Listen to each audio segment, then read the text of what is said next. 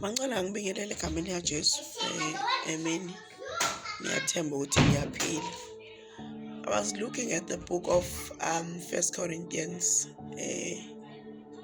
verse 13. Uzofunda nje lapha 1 kuya ku-3, where the Bible talks about uthando. Liyasho ukuthi ngisho ngathiwa ubukade une-faith enkulu kangakanani, kodwa bunganalo uthando unjengensimbi nje encencethayo. Awusho ukuthi more than anything else bangcwele, we are meant noma kufanele sibe nothando. Besides ukukhuluma kakhulu sisho iy'limi ey'nkulu, besides ukushumayela kakhulu simemezele saziwe sidume ukuthi siyashumayela, kodwa into ebibalulekile sinothando.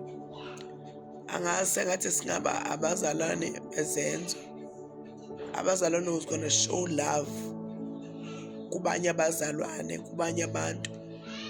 Sengathi abantu bengambona uNkulunkulu kithi through our love, ngoba iqiniso lokuthi sizomthanda kanjani uJesu singakaze simbone.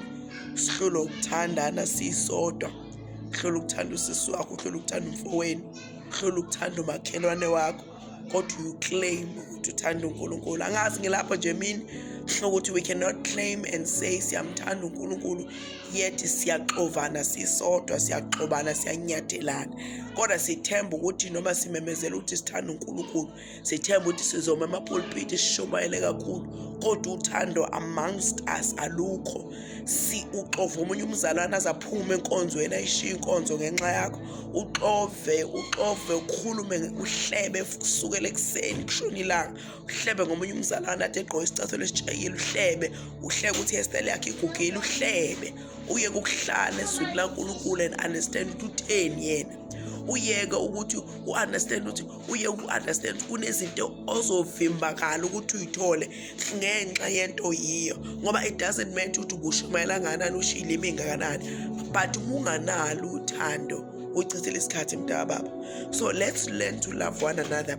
Akethu umuntu noma ezenkonzweni they must feel uthando bafethu, beze ukuthandwa, ngoba abantu they are going through a lot. Umuntu kwesinye isikhathi noba engakholwa uthi mebala enkonzweni ethi ubalekele endaweni la azofika phephe khona, uthi uyafika endaweni noma uthi uyafika enkonzweni ufika nixovene nodwa, noma uthi uyafika uthandwa akathandwa ngoba akafikanga ngemoto. Hayi Nkosi yami, angazi ngikhuluma nobani, ngoba uhamba ngenyawo ngoba ugqoke into eyitshekile, ngoba izinto zakhe ey'dabukile, ngoba iy'cathulo zakhe ey'tshekile, sesiyamhleka sesimbukela phansi. Yet thina we claim ukuthi sithanda uNkulunkulu. Hayi simthanda kanjani uJesu singaze simbone sihlole ukuthandana sodwa?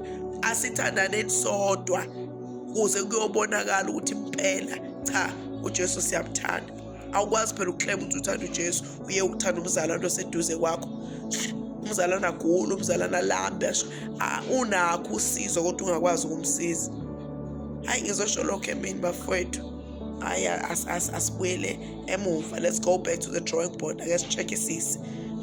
Asinankinga ukuthi uyakwazi ukushumayela, asinankinga futhi nanokuthi uyakwazi ukushiya ilimi ey'nkulu, but uthando unalo yini? Can you be able to help omunye umzalwane? Lokho nje kubalulekile, lokho esikufunayo ilokho esikufunayo. Jesus mighty name, amen.